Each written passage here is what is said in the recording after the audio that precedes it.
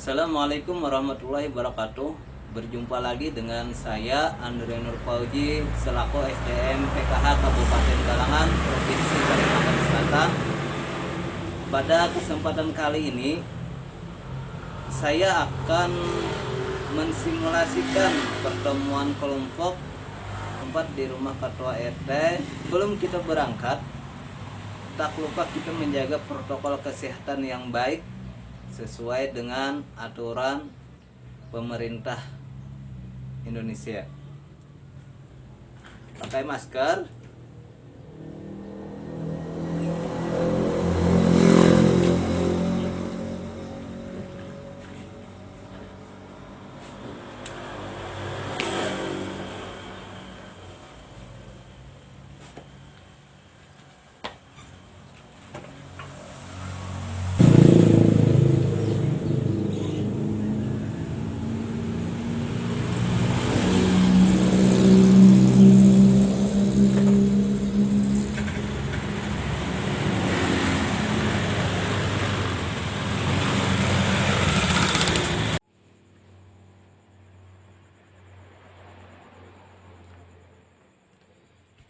Assalamualaikum warahmatullahi wabarakatuh.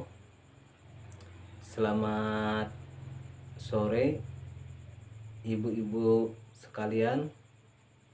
Terima kasih dapat meluangkan waktunya pada sore ini dalam rangka pertemuan kelompok yang mana kita pada hari ini akan melakukan pembelajaran mengenai mendukung keluarga mengakses layanan untuk penanganan anak stunting. Ibu-ibu, kemarin atau bulan dulu kita sudah menjelaskan apa yang dimaksud itu stunting. Apakah ibu-ibu masih ingat atau sudah lupa?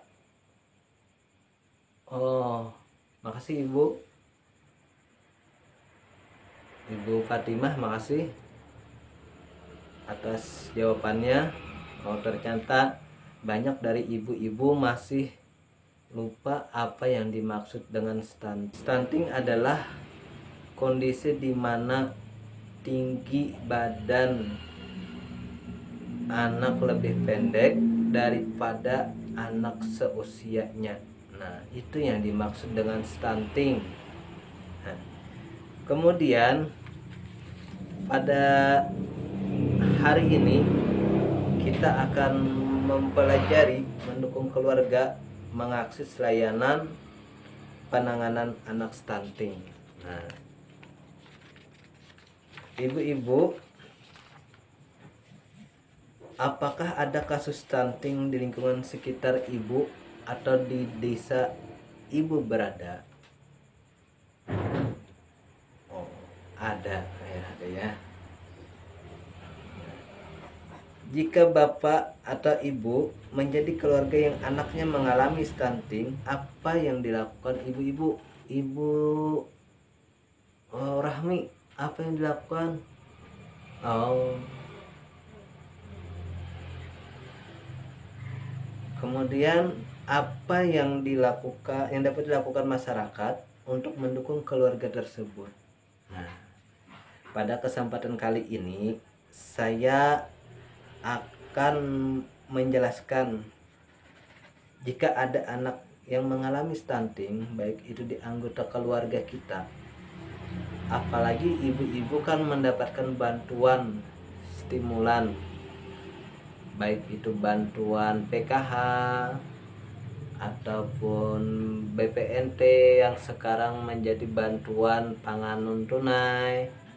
Nah, ibu-ibu dapat mengoptimalkan bantuan sosial tersebut untuk kebutuhan gizi anak-anak ibu atau anggota keluarga ibu yang ada di dalam rumah tersebut.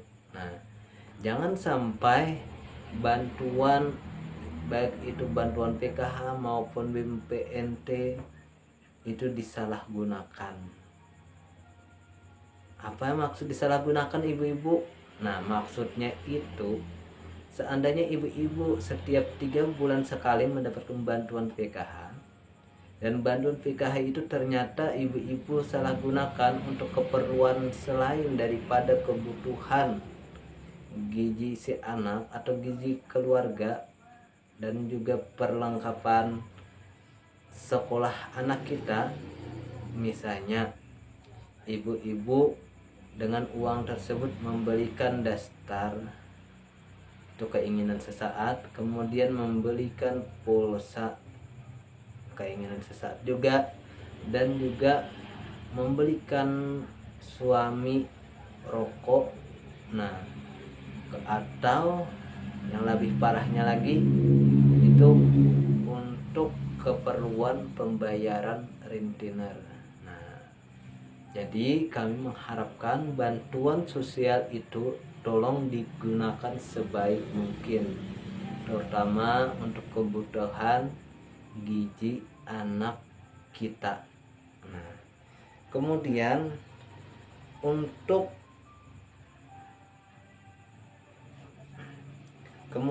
selain daripada itu, kami mengharapkan ibu-ibu terutama yang mempunyai anak balita ya, baik itu mempunyai anak balita 0 bulan sampai dengan usia 6 tahun, itu harus selalu melakukan stimulasi oleh orang tua dan keluarga.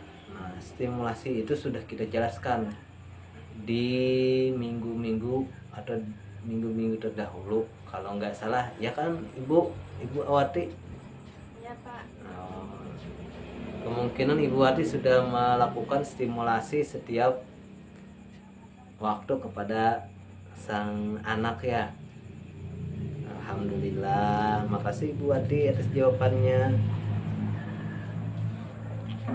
Nah, selain daripada itu, keluarga dan masyarakat dapat menghubungi layanan yang ada di lingkungan seandainya ada anak kita mengalami stunting. Ibu-ibu, lembaga apa saja yang ada di daerah kita yang bisa dihubungi ketika ada anak stunting? Ibu Fatimah, apa? Benar. Makasih Ibu Fatimah atas jawabannya. Nah, kemudian apa ada lagi lembaga lain yang belum tergambarkan di sini? Oh, ya udah. Benar-benar. Ibu atau Bapak ada anak, jika ada peserta bahwa jika ada anak stunting, Bapak atau Ibu dapat mendatangi lembaga-lembaga berikut di antaranya. Nah, di sini saya dapat jelaskan kalau penanganan anak stunting atau rujukan layanan penanganan anak stunting baik itu di desa, kecamatan, kabupaten itu ada keseluruhannya. Jadi ada layanan, ada lembaga yang menangani anak stunting tersebut. Nah, di sana tuh ada pusat kesehatan masyarakat. Kalau yang ada di kecamatan itu pusat kesehatan masyarakat, atau yang kita singkat Puskesmas. Kemudian ada Posyandu. Yang kedua Poskesos SLRT atau Pusat Kesejahteraan Sosial. Kemudian ada dinas sosial, yang kemudian lagi ada Iwarung untuk pemenuhan gizi si anak ya, tamat kita melakukan transaksi di sana. Kemudian ada lagi kontak telepon pelayanan sosial anak atau yang disingkat TEPSA. Nah, TEPSA ini ada nomornya, yaitu nomor kontaknya 1500771. Nah, itu nomor kontaknya. Kemudian ada lagi balai atau loka rehabilitasi sosial anak yang memerlukan perlindungan khusus atau AMPK. Nah, itu ibu-ibu. Nah, cukup jelas ibu-ibu? Alhamdulillah cukup jelas. Nah, kemudian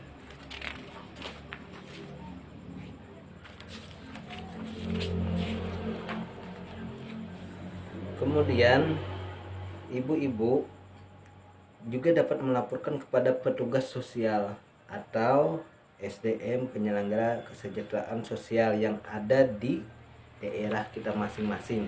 Nah, kalau di daerah kita atau di daerah Kabupaten Balangan itu ada yang namanya pendamping sosial, baik itu pendamping PKH, kemudian pendamping BPNT, pendamping Kobe, pendamping Sakti Peksos dan sebagainya. Karang Taruna ada juga, alhamdulillah. Kemudian ada juga pekerja sosial, selain daripada pendamping sosial tadi, ada juga pekerja sosial, kemudian penyuluh sosial, dan selanjutnya relawan sosial. Relawan sosial ini terdiri dari fasilitator poskesos, pusat kesejahteraan sosial tadi, kemudian pekerja sosial masyarakat, dan juga TKSK yang ada di kecamatan masing-masing. Nah, itu ibu-ibu. Nah, petugas-petugas ini akan membantu ibu atau bapak untuk menghubungkan dengan layanan yang dibutuhkan oleh bapak atau ibu agar anak stunting dapat tertangani. Nah, jadinya petugas-petugas yang kita sebutkan tadi seperti pendamping sosial, pekerja sosial, penyuluh sosial, relawan sosial, nah itu kita dapat menghubungi ke salah satu dari mereka seandainya ada kejadian di mana anggota keluarga atau anggota masyarakat kita terdapat anaknya mengalami stunting. Nah, mereka itu dapat menghubungkan kita ke lembaga-lembaga layanan yang dapat menangani stunting tersebut. Nah, ibu-ibu, dimana cerita tadi cukup asik kan? Asik. Alhamdulillah.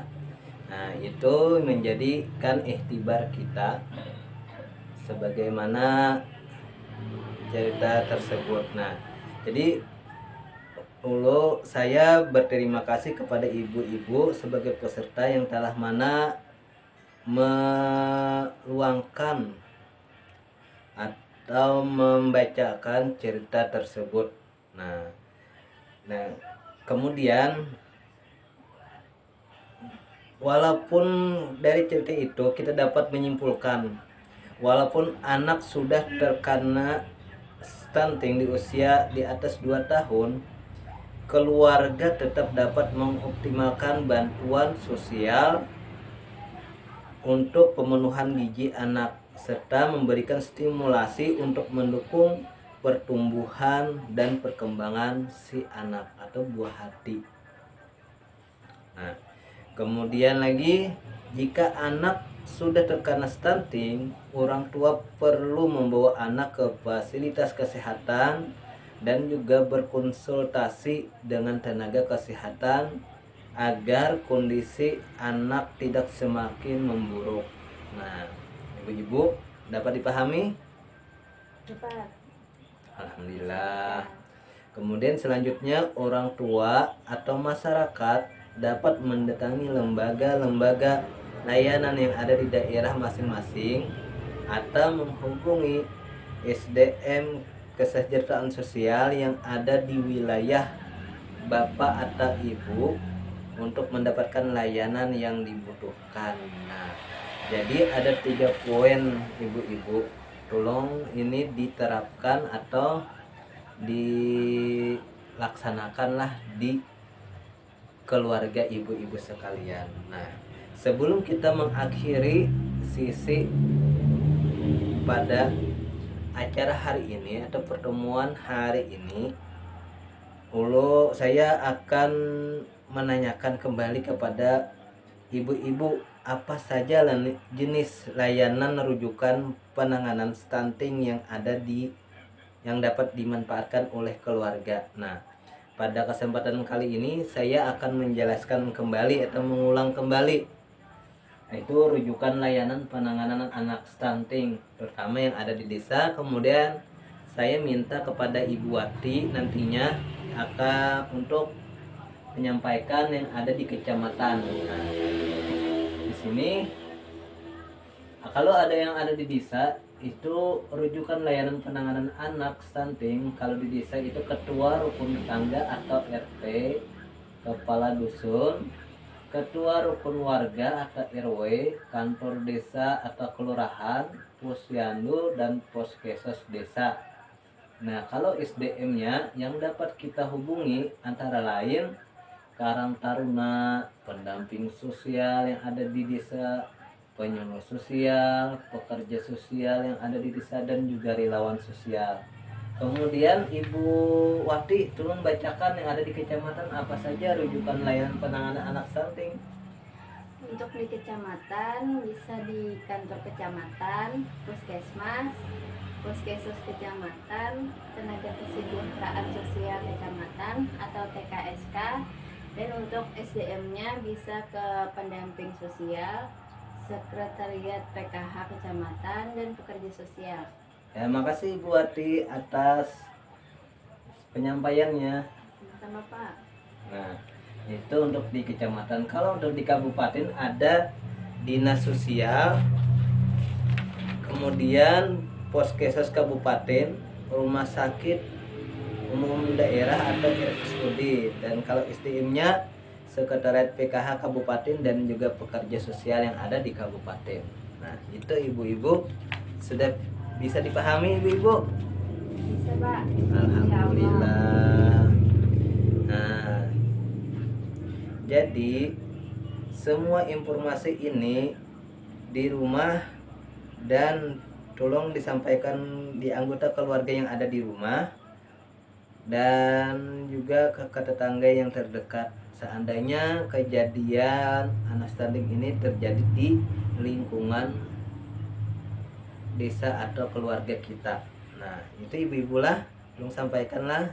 Ini Pak, insyaallah. Nah, sudah. Mungkin itu saja dari saya, penyampaian saya pada sisi ini, yaitu sisi mendukung keluarga mengakses layanan untuk penanganan anak stunting, dan mudah-mudahan ini kita bisa terapkan di lingkungan keluarga kita ataupun di desa kita ini. Nah, seandainya ada kesalahan dalam penyampaian ini, saya selaku pendamping sosial yang ada di desa ini, saya banyak-banyak minta maaf dan minta ridha. Dan apalagi ini dekat sudah dengan hari Lebaran, saya atas nama pribadi mengucapkan minal aidin wal faizin, mohon maaf lahir batin. Lalu saya akhiri dengan mengucapkan alhamdulillahirabbil alamin. Wassalamualaikum warahmatullahi wabarakatuh.